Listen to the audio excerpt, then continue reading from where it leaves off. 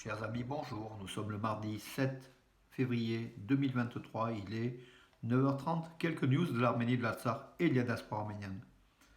Bien sûr, l'information. Donc hier toute la journée, c'était le séisme qui s'est produit près de Gaziantep et Kahramanmaraş, à une soixantaine de kilomètres de la frontière syrienne, qui a affecté la Turquie et la Syrie. Donc avec des dégâts très très importants, des milliers de bâtiments effondrés. Aujourd'hui, donc, le chiffre des victimes est de 4300, mais il va facilement dépasser les 5000, voire 10 000. Certains parlent de 40 000 victimes. La seconde secousse aussi, donc hier, qui a fait des victimes, hein, donc, parce qu'il y a eu une seconde secousse, ce ne sont pas des répliques en fait, un autre endroit un peu plus au nord-est, et qui a été ressenti aussi en Arménie. Voilà, donc le bilan de ces victimes, dans ces milliers de morts, il y a 7 Arméniens, 4 Arméniens à Alep et 3 à Malatya, un couple et leur enfant. Voilà, donc, et ça continue avec des drames humains, des drames toutes des familles endeuillées. Certaines victimes sont encore sous des décombres, peut-être des vivants, des personnes vivantes encore. C'est dramatique, on a vu ça, donc on le voit dans tous les séismes, on l'a vu aussi en Arménie en décembre 88. C'est terrible et le bilan sera terrible. Voilà mes amis, donc et des destructions en même temps que les pertes humaines, des destructions dont des citadelles, des monuments historiques, notamment celle d'Anteb, donc l'arménienne, ou Gaziantep aujourd'hui, c'est le nom, le nouveau nom, des destructions du patrimoine historique important, donc voilà. Beaucoup d'immeubles, beaucoup de... Ce séisme va laisser des traces, c'est des milliards et des milliards de dollars en frais, en coûts.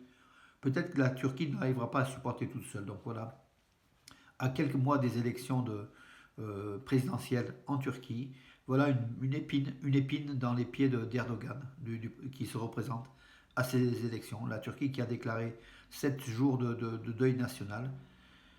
Erdogan essaiera d'utiliser à son profit donc ce séisme, mais de toute façon, le peuple, lui, en Turquie, je crois qu'il commence déjà à se révolter contre les autorités et pour trouver une solution, pour une explication justement au nombre de victimes. Et puis peut-être l'impuissance des autorités face à cette catastrophe naturelle. L'église, oui, Soub Karasub Manoug à Alep a été affectée. Donc, dans la région d'Iskenderun. Donc, Iskenderun, c'est Alexandrette qui avait été cédée par la France à la Turquie, en fait. C'est en Cilicie, sur la côte méditerranéenne. Iskenderun, donc aussi une église arménienne affectée. D'autres églises aussi non arméniennes affectées, détruites partiellement. Oui. Et aussi le collège arménien de Giligia et l'école mauritanienne à Alep aussi endommagés, donc partiellement et même largement endommagés par le séisme. Les dégâts sont importants en fait, il faut le dire. Hein. Voilà, le deuxième séisme où il a été ressenti en Arménie. Et puis l'un des jeunes enfants du couple arménien, donc décédé lors du premier séisme, donc du séisme de Malatya, est décédé donc hier dans le courant de l'après-midi. Donc ça porte à trois Arméniens donc tués à Malatya et 4 à Alep. Peut-être le bilan n'est pas définitif malheureusement.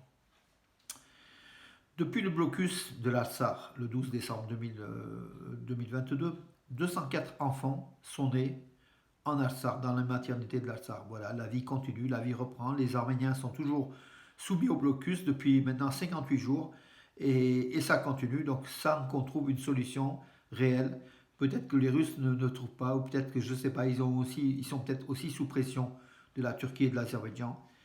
On ne connaît pas trop, enfin, en tout cas, on ne comprend pas qu'un blocus puisse durer aussi longtemps, et puis un blocus injuste auquel d'ailleurs enfin, les partis en présence, donc la Russie, l'Arménie et l'Azerbaïdjan avaient signé un protocole donc le 9 novembre 2020 devant assurer la sécurité de ce passage, donc ce corridor de la Chine qui est long de à peu près 70 km, qui va entre Stepanakert et Goris et qui passe par Bertsor, donc la Chine, voilà, qui est bloqué par les Azéris, soi-disant écolo, mais en fait c'est Aliyev. Hein, là on a compris le jeu, tout le monde a compris. D'ailleurs il y a des condamnations partout dans le Parlement, partout.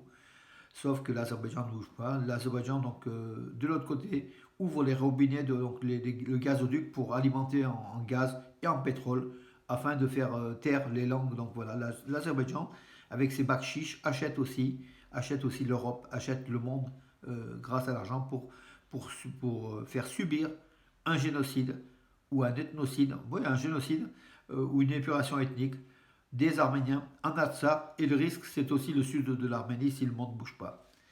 Alors, hier, on a appris aussi que l'Arménie serait prête à faire déployer les forces d'interposition de l'OTSC, donc l'Organisation de traité de sécurité collective, afin que bien l'Union européenne donc, ne puisse pas mettre le pied sous la pression de la Russie. L'Arménie se dit prête, mais elle met des conditions, donc voilà, à voir. Mais nous, on attend plutôt les forces les forces d'interposition, les observateurs de l'Union européenne à la frontière entre l'Arménie et l'Artsakh, et puis aussi sur le corridor de la Chine, peut-être le déploiement des forces, peut-être de l'OTSC. Donc, on va voir, mais de toute façon, les choses vont bouger, elles ne vont pas rester là. Et on peut rassurer notre peuple arménien de l'Artsakh, donc dans leur peine, on est là, on pense à eux, et puis c'est vrai que ça bouge, et on va suivre donc de près cela. On est derrière l'Artsakh, derrière l'Arménie, mes amis, donc comme toujours, il faut que ça évolue. Voilà mes amis, écoutez, j'en ai terminé, donc c'était essentiellement, donc oui, hier, comment dirais-je, Pachinian et Macron, donc le Premier ministre arménien et le président français se sont appelés au téléphone. La France continuera à contribuer à l'ouverture du corridor de la Chine, a affirmé Macron à Pachinian. Voilà. Beaucoup de choses. Ils ont aussi discuté des forces de l'Union européenne, enfin des observateurs de l'Union européenne à la frontière entre l'Arménie et l'Azerbaïdjan. Voilà, donc l'amitié, enfin celui entre Paris et Erevan, c'est tout fonctionne. Paris est très proche d'Erevan, comme vous le savez. La France est proche de l'Arménie et l'Arménie attend beaucoup de la France. Et la France, a priori, s'est engagée pour la sécurité des Arméniens, comme Macron l'avait déclaré lors d'une émission en direct de la télévision sur France 2 au mois d'octobre. La France est là, derrière l'Arménie, et l'Arménie attend beaucoup de la France, mes amis. Voilà, ben écoutez, j'en ai terminé pour aujourd'hui. On va suivre encore donc, ce séisme, donc les conséquences dramatiques. Et puis peut-être des bonnes nouvelles, hein, en attendant de bonnes nouvelles pour l'Arménie et pour l'Artsakh. Le gaz, oui, hier, j'oubliais, le gaz a été coupé une nouvelle fois, le gazoduc a été coupé une nouvelle fois par l'Azerbaïdjan, donc qui ouvre, qui ferme, qui ouvre, qui ferme, qui fait, comment dirais-je, qui menace et qui joue avec les nerfs de la population arménienne de l'Artsakh. Tout ça pour les fatiguer, pour les aider, pour les pousser à partir, à quitter leur terre d'origine, afin de récupérer l'Artsakh. Voilà la politique aujourd'hui négationniste, la politique génocidaire de Bakou et de son dictateur Aliyev, qui est pourtant considéré par Ursula von der Leyen comme un partenaire fiable. Vous vous rendez compte, un dictateur considéré par l'Europe, par la commissaire européenne comme un partenaire fiable. C'est honteux, voilà. Poutine est encore plus fiable qu'Aliyev, mes amis. Il a moins de sang dans les mains, même si c'est peut-être un dictateur qui a envahi donc un pays. Mais je peux vous dire qu'Aliyev est beaucoup plus sanguinaire que Poutine dans l'ordre des choses. Et pourtant, Ursula von der Leyen affirme que c'est un partenaire fiable. Voilà donc tout le désarroi du peuple arménien face à cette injustice réelle, vraiment injustice. On ne mérite pas cela, on ne mérite pas une commissaire européenne à ce niveau-là qui côtoie l'assassin.